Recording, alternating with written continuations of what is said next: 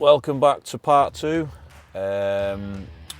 We are going to try and get it roadworthy and safe in this one, go through all the little bits and pieces, and yeah, just see if we can get it down the road.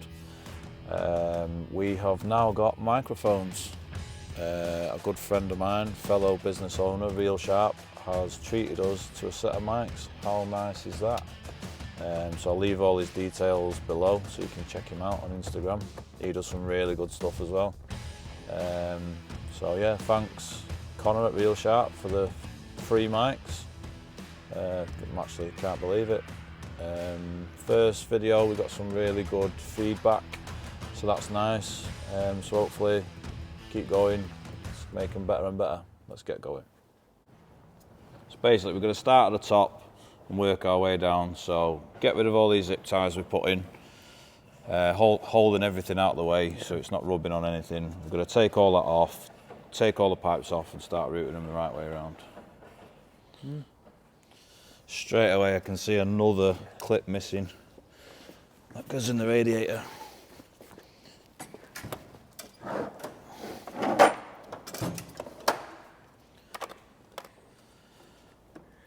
Basically, there should be one of them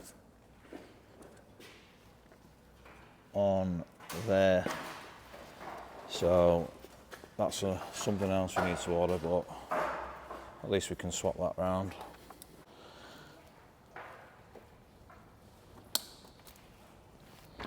So have a look down here.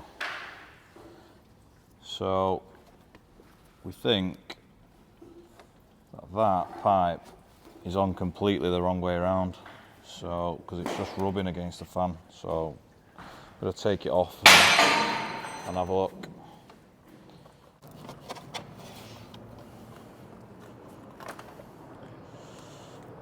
So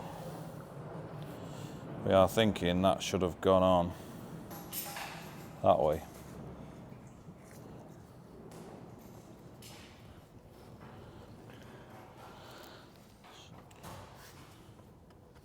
Oh, I'll tell you what, I better clip this back in first. Yeah, because that was routed wrong, wasn't it? Yeah, that was just rubbing against the engine. So that should go in here. In there. And in there. So again, I've got to take that back out again. Need to add a clip to the list. You shouldn't be able to pull that out. Should be on a clip.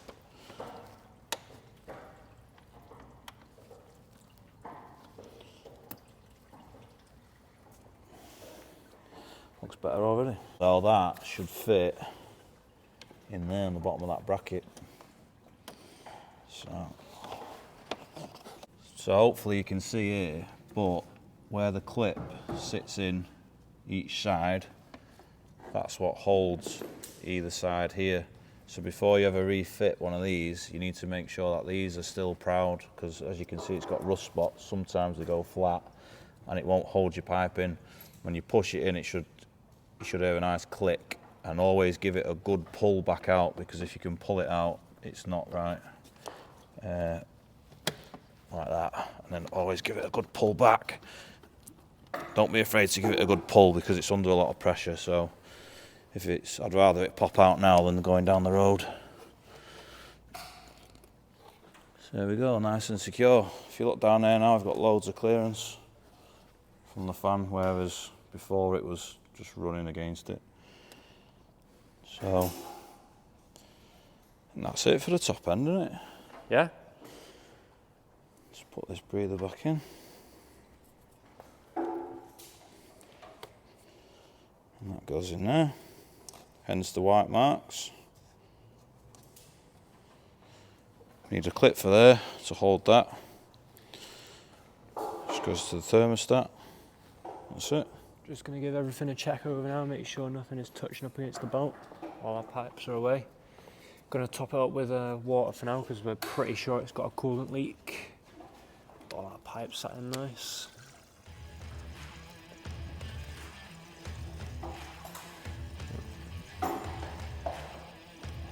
Good aim, that, innit? Yeah, man.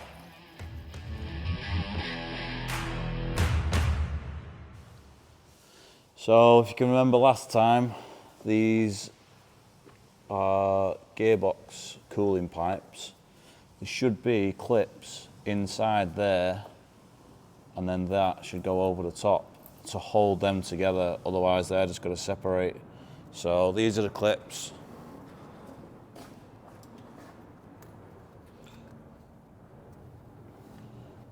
Just got to get them in, get these pipes secured, and then keep finding more stuff. So once the clip's in, if you have a look here, so once that's in, then that goes over the top like that, and then that stops the clip coming out. So now that's secure in there, it won't come out. It's the same with this one, clips in, push that over, and then that's secure. Don't know if you can remember from the last video, we had a really bad knock when we was turning in and out of the garage, and what we found was these bolts, every single one for the steering rack was loose. So we've tightened all them up and that noise has gone. So that's what that was. What have we got next? This bracket here, that pipe should be in there, there should be a clamp on there. So that's, woohoo. That should go in there, but hold both of them in. So this pipe must be bent a bit, so we are actually going to have to be a little bit rough and bend it back, because to change that is a bit of a pain, and providing it's not kinked anywhere, I'm happy to just put it back in place. So we'll see what movement we can get out of it and see if we can get it back in there. But that's why, because it's so low there, that's why it's touching the sump there. So if we can move that, bend that up a bit, that'll get it back in there, in the bracket, and it'll stop it touching. So, literally 30 seconds of fettling. We should have recorded it actually, it was somewhere near, so I'm just gonna tighten that up there. And then that should hold that in place. And you can see it's a bit better. We just need to move it along a bit more to get it away from there. I can't see any kinks at all, so I'm pretty happy to just get it back in shape. It looks a bit rough, this, but We'll have to do, won't it? you've got, there's no professional way of bending something back in shape. Yeah. Right, clamps in, and we've got it fitting pretty good round there now, pretty happy with that. So we've got clearance off the sump now, the pipes aren't touching at all. That clamp's in, the one up here's in, that was already in, that was the only one missing. And that's it. I've double checked, there's no kinks in any of them. So yeah, we'll move further back. Next job, exhaust is leaking, so we need to get that off, get it welded. Keep going. So exhaust off. We're not going to try and unscrew the landers. We're just going to unplug them instead. Leave that attached. So we've got two landers. Take that off. Oh, that weren't even plugged in. Yeah, that wasn't plugged in properly. Good job of taking the exhaust off. We've got two bolts up the top. We've got two 13s. Exhaust bracket. Gonna have to chop that off, aren't we? Yeah, we're not going to try and undo that. We're just going to cut that straight off and then put a new clamp on it.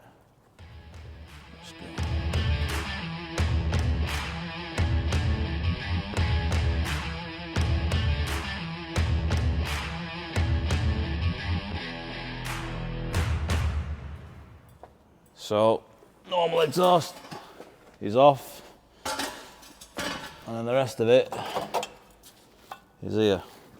That should be attached to that. So we're going to have to figure out what position that went in to get it right, otherwise it's never going to line up. So, lid's off. So I'm going to have to find the position it goes on, which to me, it seems to fit the tightest there. If you get the camera in there, you can see if I move it back, it comes up. Just there, I reckon. I know what everyone's going to say now. They're going to say, why don't you decat it? Well, it's loud enough for me, and I don't want to go down the road of remapping the car and messing around and basically making a hash of it all. So I think what we'll do for starters is where I've marked, we'll just tack weld it and have a trial fit, because if we get this wrong, it's just not going to fit at all. See how we go.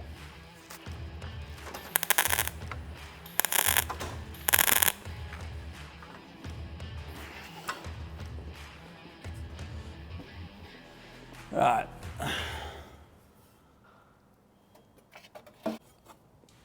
Yeah, I would say that's the right position. So Yeah, all lining up. we'll weld that. Gonna come back out, yeah? Yep. Got it? Yep.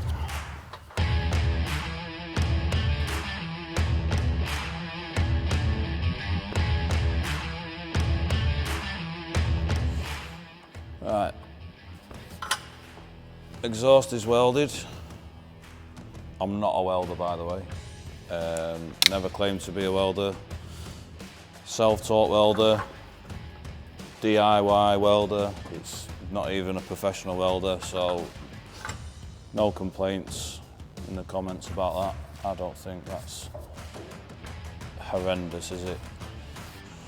I'm sure somebody will have something to say about it, but Yeah. Proper MIG welder. so just a bit of a brain flash. The engine mounts didn't have any bolts holding them in. We've got the exhaust off. Let's bring the camera over here. I think it seems a shame not to just change the whole mount on both sides, which would mean us taking the other exhaust off. Just one, it's kind of a while you're in there job. There's going to be a lot of while you're in there on this job. It seems a shame not to. A lot of people to change engine mounts, take the steering rack off, whereas I always prefer to take the exhaust off and do it that way. So the bolts are missing anyway. There's only one more bolt holding it in. We'll jack the engine up and we will just spend more money and change mounts. But a good way to check engine mounts is you've got your roll bar here. If you can get your fingers in between the roll bar and the sump, the general rule is that your mounts are okay. I can't get my fingers in there, so that would tell me that they're worn out anyway. But we'll do some measurements when we get them out and compare them to a new one. It seems a shame not to do it, seeing as though I say we're halfway there. We're not really, because we've got to do the other side, but we may as well. It's a common fault on this end, on M156s, so it's going to be better for the next owner just to know that the engine mounts have been done. So we'll do that as well. First thing we are going to want to do is get this airbox out and get to the bolt at the top of the mount, which, yes, it has got one in, unlike the underneath. So get that out. In fact, come here. This is a special tool to get to that bolt, which is, so basically put that on a long extension and you can get all the way down onto the bolt and undo it. Otherwise it's a struggle. Really good tool this, so if anyone's planning on doing this job, I'd recommend buying these first. I think it's a 16mm, but I've got both 16 and 17. So let's get the airbox off, get these cracks off. So you can't really see this bolt, but you can feel it. So Be interesting to see how tight these are actually. Not very tight though. Not the tightest, but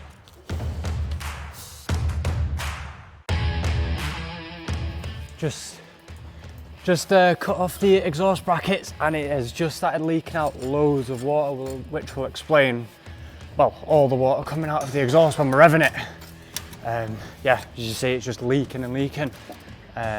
So, assuming as soon as we take this apart, it will just go everywhere. I'll catch it. yeah. So basically, like Nathan said, we're just cutting the exhaust brackets off. All the bolts are corroded. You could cut the bolt off and reuse the bracket. We're just going to replace them. Yeah. Again, while you're in there, just put new ones on. Get a full set on in it. It's good to know that it's nice and secure. Yeah. Loads of water's come out, which could be proving our theory right, really, that I think when the last engine's blown up, it's just dumped a load of water in the exhaust. Yeah, let's get this out. Can we go? Yeah, we can get it there like that. Can't we? Oi. Just leave it. Yeah. I don't know how Nathan is trying to catch water. I just don't want it to go on the floor. There we go. Hey, catch that water, mate. Oh, no. It's caught in the heat shield. You got it? Yeah, I've got it there.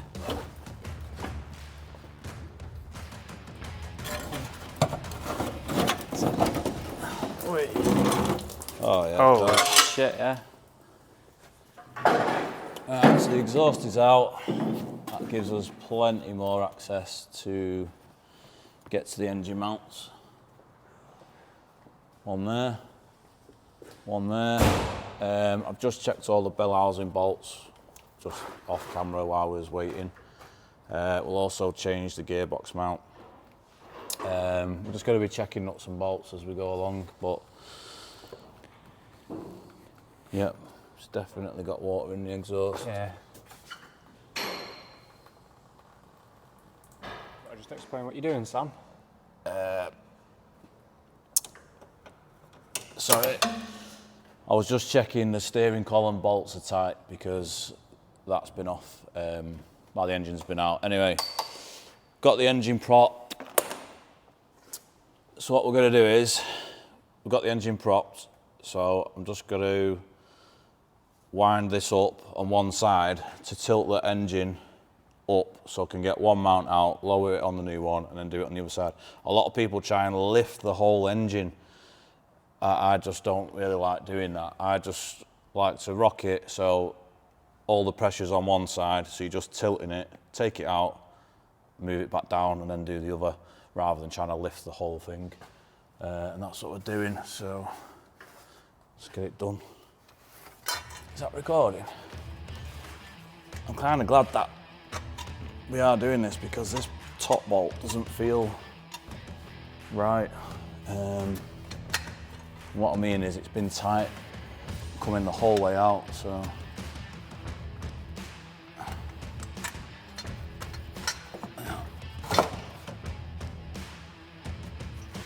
Okay.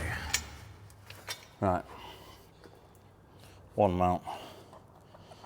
Oh. Ooh. Well, that mount is actually burst, so I'm glad we're changing that. That could be a possible oil leak that we have then, innit? Yes, it could. Oil-filled engine mount. That should not leak out, so that's why you do the while you're in there jobs. Definitely worth it. Look at all that. Catch the oil, mate. Save that. I'll just explain what we found, Sam. So I said that the bolt felt tight coming all the way out. Well, it didn't feel tight, it was tight. Just got it out and it's bent. So whoever's put that in hasn't put it in straight. So we cannot reuse that. So it's a good job we're doing the while you're in there engine mount because it's burst and we've got a bent bolt. Right, so before we put the new one in, you can see how much higher it is. So you're going to get more clearance at that roll bar that I was talking about before, and it'll run smoother because obviously this one is not collapsed.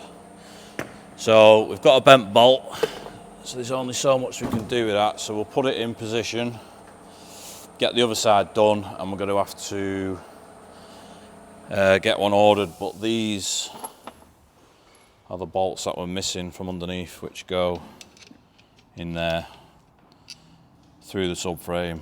That one goes through the engine mounting bracket to the block. So we're going to have to rest it in for now. But it's been resting in there for ages anyway, hasn't it? So it's kind of no worse off, is it? Oh, not really, no. I'm going to put these underneath loose. Yep. If you tighten them up, you will struggle to line the mount up. Out of the top bracket. So I'll put them in loose to give us a bit of play. I'd have to double check, but I'm pretty sure these bottom bolts are 50 Newton meters. How sad is that? Very.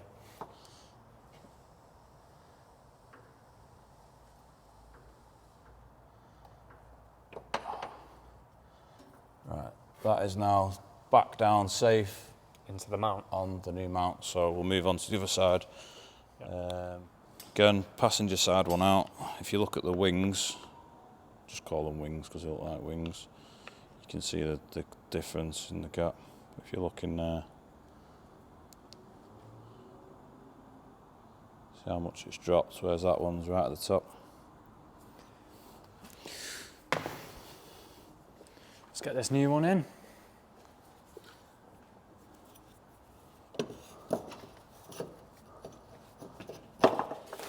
Just got to nip them up for now because we haven't got a bolt for this side for the top, just to make it secure. It's more secure than it was, but we need more stuff. That's off, that's not attached. Yep. So if you come back around the front, so I can get my full hand in there now. Yeah, all the way in. Up to your knuckles. Knuckle deep. So that's all you know. So we're going to do the gearbox mount. Again, personally, I would, if I'm doing engine mounts, I always do a gearbox mount, whether it needs it or not. It's cheap enough to do, it's quick enough to do, and why not get the engine perfectly balanced? So we're going to do that as well. Another while you're in there job. This is getting expensive. Really quick. So you can do this one, Nathan. Yeah. So.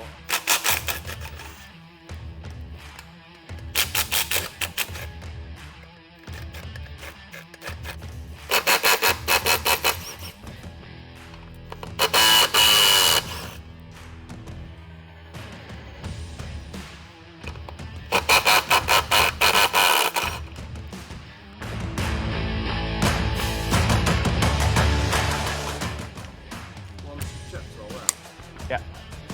Go around, check all these. Just, Why not? Yeah, worth it, innit?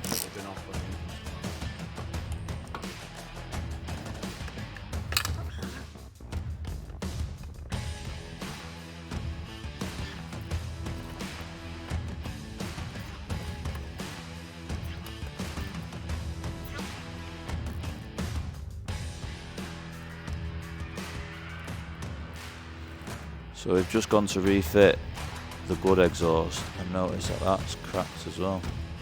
So we're going to have to weld that side as well. Right, we've welded it all up. Just put some high temperature paint on it to cover the welds to stop them rusting. So I need to get that back up in there. And then we'll have to wait for the bolt for the other side.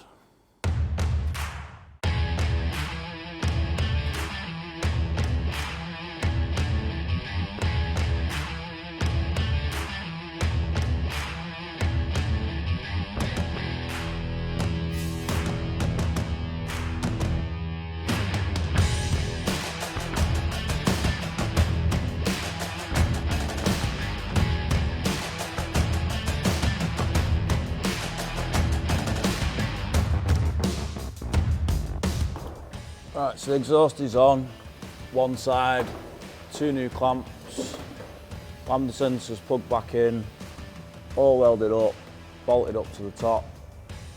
We're waiting on a bolt for the other side, so I'm not going to fit this side exhaust until it's here because it'll make it a lot easier. So there's all the old bits so far. We actually sell an exhaust clamp kit on our website and engine mounts. So if you buy engine mounts, I'd recommend you buy a clamp kit because they always look like that and you're just never going to get them off. Well, you will, but may as well change them. And that's it. So when we get the bolt, we'll get back to it. So we've only got one exhaust on, so it's going to be pretty loud. Oh, that's the wrong key for the car. Okay, we've now got the right key for the car.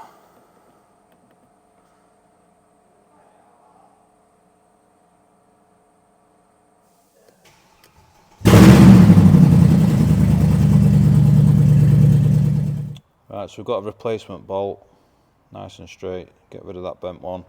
So now we can finish the job off, getting the right hand exhaust back up there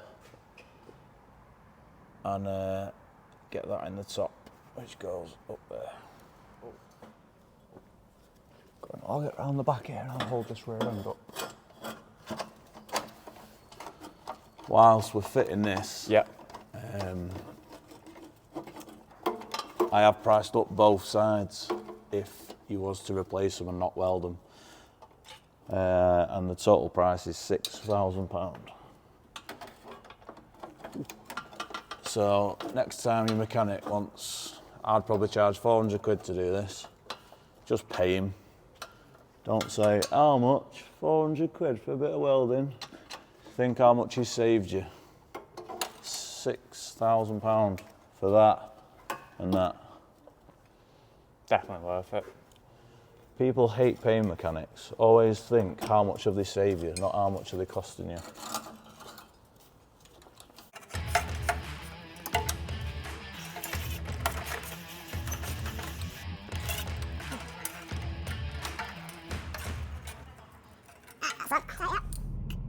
Quick investigation into the management light fault. Plugged it in and everything's full of faults. Absolutely everything. Engine is again full of faults. I'm guessing it's all to do with the engine swap. Lots of misfire faults and stuff, which I'm suspecting is when the old engine was fitted. So what we're going to do for now is just clear the whole car and see what comes back, because there's far too many to process there.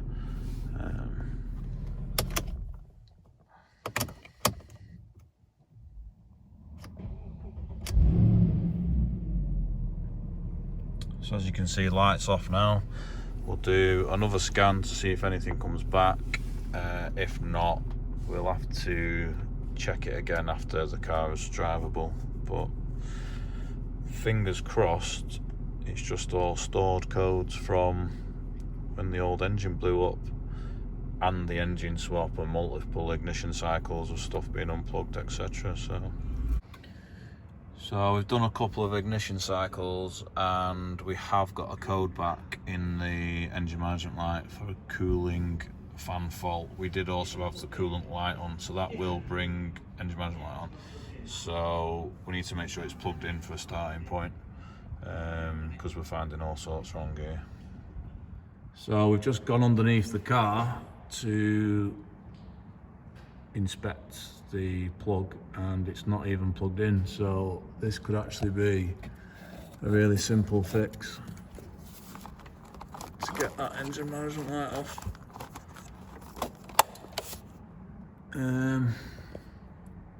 Close, but not close enough. So let's see if the code's gone stored. Right, so we've plugged in the cooling fan and we've now got no faults. So we're just going to do a short road test, nothing crazy.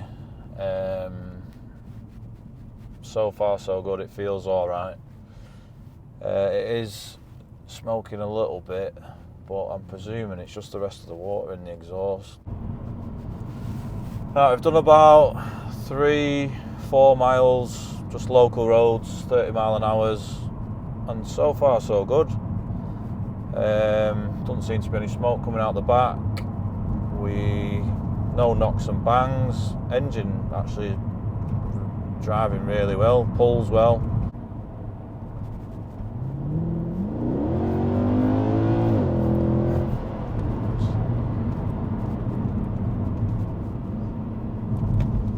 Sounds good. That was 30 mile an hour. Right, back to the garage. Pretty happy with that road test. Chacking's out, but it's no big deal. We'll be checking it anyway. We've just checked the heated seats. Heated seats are working. We think the aircon's working. Successful road test. Not still got a massive list to go through, but we've got a driving car now. Right, I think that concludes part 2. Video was getting longer and longer, so I was hoping to get more work done, but at least we got it roadworthy and a test drive done. We've still got a coolant leak, we've still got an engine oil leak, loads of service bits to do. We did actually sort the guide pulley on the fan belt off camera just before the road test. We've still got a big list of stuff to go through, but the car's driving. So far so good. We've only done 3 or 4 miles, as I explained in the video.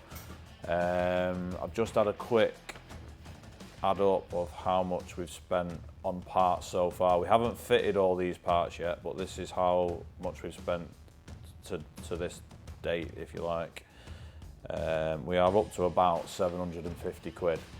So we'll add that on to the total. Again, it doesn't include any labour. We've still got quite a long way to go. We're easily going to be doubling that, easy. But I hope you enjoyed that. I thought this was going to be like a 3-part thing, but it's probably going to be a 5 or 6-part thing the way it's going. So like and subscribe. Hope you enjoyed it. Look out for part 3. Cheers.